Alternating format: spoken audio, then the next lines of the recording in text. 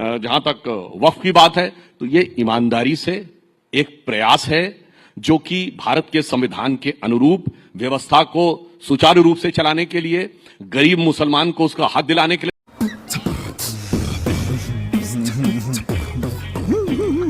मैं सिर्फ एक बात पूछता हूं, वक्फ बोर्ड भारत का नहीं, दुनिया का सबसे अमीर वक्फ बोर्ड है। भारत का वक्फ बोर्ड दुनिया का सबसे अमीर, 39 लाख एकड़ जमीन है। मैं पूछना चाहता हूं, बताइए, छोड़ दीजिए बाकियों के लिए क्या है, एक बड़ा हॉस्पिटल बनवाया है क्या इस जमीन में? कहीं एक बड़ी लाइब्रेरी बनाई है? कोई मुस्लिम स्कॉलर्स के लिए बड़ी यूनिवर्सिटी बनाई है? गरीबों के लिए, यतीमों के लिए, बेवाओं के लिए कुछ बनाया है? बाकी तो छोड़ो, अरे मंदिरों में तो भंडारा चलता है, गुरुद्वारों में लंगर चलता है, किसी को मुफ्त में 2 टाइम का खाना भी मिलता है। राम जन्मभूमि 2.77 एकड़ लैंड, 3000 करोड़ रुपए की अब तक इनकम है, 400 करोड़ जीएसटी दे चुके हैं। 39 लाख एकड़ लैंड और इनकम 166 करोड़, सरकार को 0। अब आप उसके बाद समझ लीजिए कि उसके बाद भी ये कहते हैं कि कुछ देने के लिए जरूरत नहीं है, कुछ समझने के लिए जरूरत नहीं है। तो इसीलिए मैं कहना चाहता हूं, सिर्फ ये बता दें गरीब मुसलमानों के लिए किया क्या है। इमरान मसूद, प्रधानमंत्री भी राइजिंग भारत के मंच पे थे और प्रधानमंत्री ने जो बोला, उन्होंने बोला कि वक्फ से जुड़े बिल का संसद में पास होना सामाजिक न्याय की दिशा में लिया गया एक बड़ा कदम है। लेकिन ये जो डिबेट है, मूल रूप से विपक्ष जो है वो अपीजमेंट की कर रहा है, विपक्ष तुष्टीकरण करना चाहता है। ये प्रधानमंत्री का कहना था कल इसी मंच से। देखिए, अभी आपने 2-3 मुद्दों पर बात की, मैं केवल क्योंकि बहुत ज्यादा उस पर नहीं जाना चाहता, इतना जरूर कहूंगा कि राहुल जी ने जब उत्पादन आधारित अर्थव्यवस्था की बात की थी, तो उस उत्पादन आधारित अर्थव्यवस्था की बात इसलिए राहुल गांधी कर रहे थे कि जो अमेरिका का टैरिफ बढ़ाने के टैरिफ वाला हो रहा है और उससे हम परेशान हो रहे हैं, उससे हमें परेशान होने की जरूरत नहीं।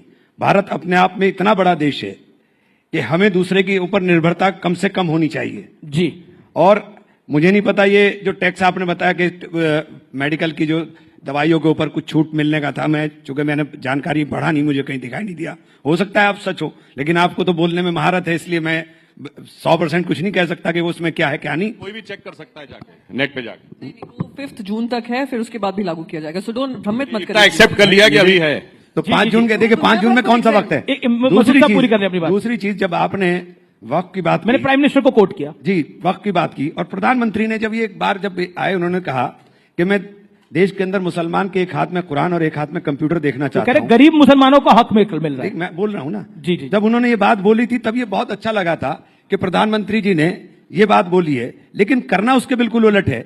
मदरसे में कुरान पढ़ते हैं तो मदरसों पर ताला लगा देंगे। मदरसों का रजिस्ट्रेशन 2016 से रोका हुआ है कि मदरसों का रजिस्ट्रेशन नहीं होगा। और बच्चों की जो स्कॉलरशिप थी, जहां से कंप्यूटर पे बच्चे पढ़ सकते थे, आप सारी स्कॉलरशिप रोक देंगे।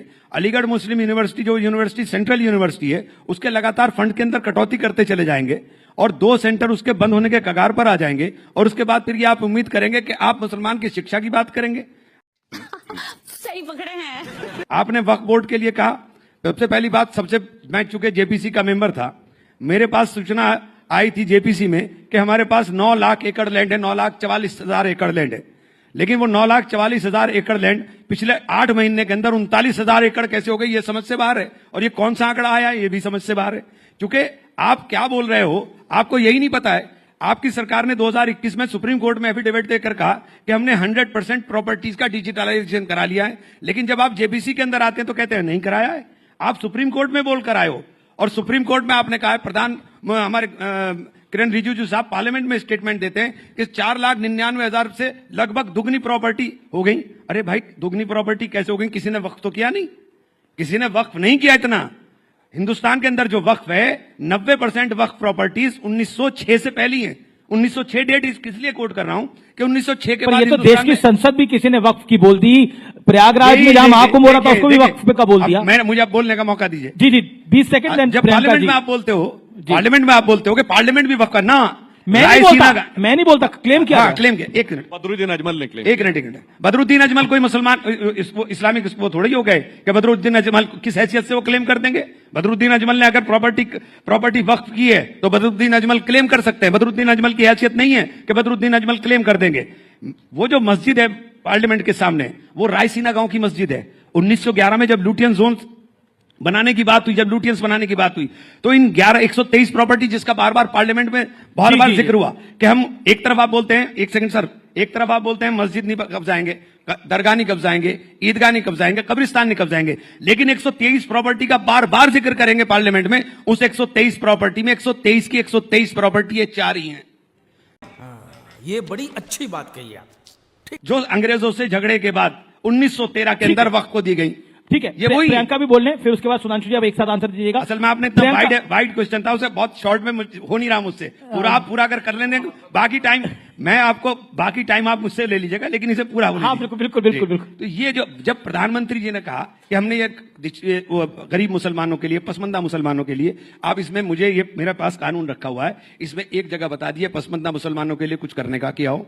महिलाओं को दो महिलाओं को इन्होंने मेंबर बनाने की बात करी। 2 महिलाएं पहले भी मेंबर बनती थी, पहले भी वक्फ बोर्ड। मैं इनकी एक बात से पूरी तरह से सहमत हूं कि वक्फ बोर्ड की इतनी भारी प्रॉपर्टी होने के बावजूद हम भिखारी क्यों हैं? वक्फ बोर्ड की हैसियत क्यों है कि वक्फ बोर्ड अपने कर्मचारी की तनख्वाह भी नहीं दे पाता, जबकि आपके पास इतनी प्रॉपर्टी है? ठीक है, मैं इस बात से बिल्कुल सहमत हूं, लेकिन इसके प्रबंधन का काम होना चाहिए था, या इसको खुर्द-बुर्द करने का काम होना चाहिए। जी। आपने तो इस कानून के अंदर कर दिया कि अब आपको सजा भी नहीं मिलेगी। अब यह गैर जमानती अपराध होगा कि आप कोई प्रॉपर्टी कब्जा ले। और एक सेकंड, बस खत्म कर रहा हूं, एक सेकंड। और दूसरी बात, आपने लिमिटेशन एक्ट हटा करके कर दिया कि आप एडवर्स पोजीशन में चले जाइए, यानी जितने कब्जा धारक हैं वो सब मालिक बन जाएंगे। तो आपने बचाने की बात नहीं की, आपने तो खुर्द-बुर्द करने की बात कर दी। ठीक है।